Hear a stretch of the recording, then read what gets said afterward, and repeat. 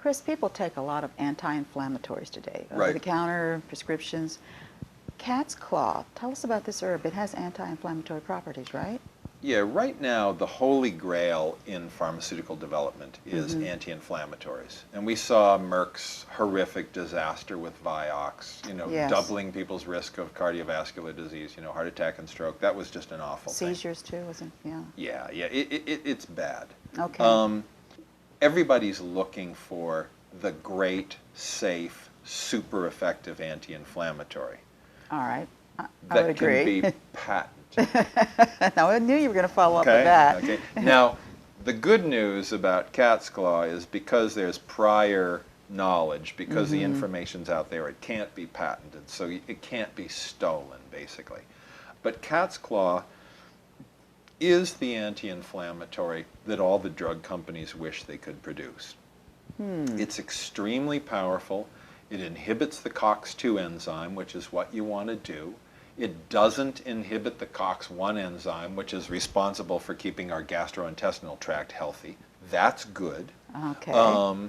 It's very powerful. The science on it is vast and deep. It's not one study. It's multiple dozens of studies.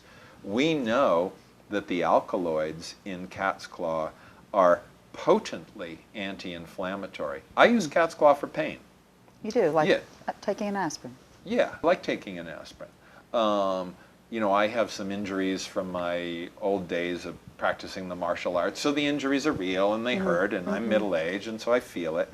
And when I take cat's claw, I either don't feel the pain at all, or it's greatly reduced, and All right. quickly so. And it doesn't have a negative effect on your digestive system. Nothing happens to your digestive system. Doesn't hurt the liver. No, I mean, actually, if you have inflammatory digestive problems, like let's say, intestinal inflammation, that kind of thing, it will help with that. Okay. It won't be counterproductive in any way. But cat's claw is also very significant in its immune enhancing properties. If your immune function is low, let's say you're an immune compromised population, people with HIV, people who are recovering from horrific disorders, chemotherapy sufferers, Sure. people who are living with suppressed immune function, cat's claw will bring it up to a normal, healthy level. But here's the crazy thing about cat's claw. It's not an immune booster. It's an immune modulator. If your immune function is too high, as in the case of autoimmune disorders, rheumatoid arthritis would be a classic, okay? Where your body is actually killing you because your immune system is pumping out too many immune factors, it will bring that function down to a healthy level. A lot of people think of immunity like you want more of it. Right, okay? right, that's true. But think about your body. Your temperature, if it's too low or too high, you die. If your heartbeat is too low or too high, you die. If your respiration is too low or too high, you die. With immune function, it's the same thing. All of these functions in our bodies happen within a range, a mid-range. The range, yes. And cat's claw helps you to establish that mid-range. In Austria, for example, a preparation of cat's claw is a by prescription drug for the primary treatment of rheumatoid arthritis. People actually get off rheumatoid arthritis medications and stabilize taking just cat's claw, like 20 milligrams a day. I mean, very, very little.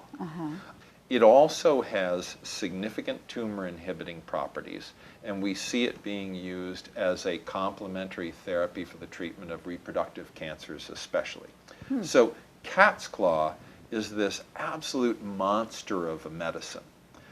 If it suffers any problem, I think it suffers two problems. Okay. Most people don't know it exists. That's problem number one. That would be a big one, yes. Number two, when people hear about it, they think, a plant can't possibly be that powerful. It sounds so wise. Yeah. It's like the herb has wisdom. Oh, too high, too low. We get to the middle. It's that nature possesses wisdom. There you Nature has to take millions and billions of creatures and keep them all in some sort of balance. Now, I mean, we're doing a good job messing up that balance. Oh, yes. But nature is fundamentally wise. You know, sometimes people will say, what's good in an apple? The correct answer is the whole darn apple, okay? You know, what's good in nature? The balance, the wisdom, the diversity, the tremendous life, the whole cycle of life, you know. This is for us, it's a rich pharmacy. And cat's claw, if you've got pain, if you've got inflammation, if you've got immune disorders, you want to be taking cat's claw because it is far superior to the anti-inflammatory, immune-enhancing agents that are out there in the drug world. So I'm an ardent, pulpit-pounding advocate for cat's claw. One time, a woman from Wall Street Journal asked me a question. She said, what does it take to make an herb popular? What does it take? And I said, it takes you.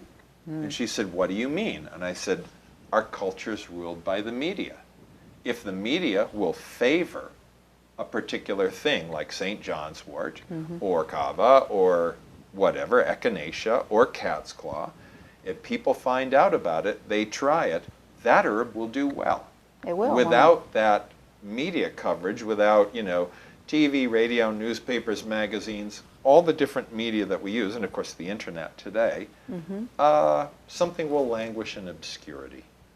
Very well put. The language in obscurity is there, but nobody knows. Right, So. right. I mean, the native people know, Right. but we don't. But we don't, and we need it. We do, we do. Thanks. Mm-hmm.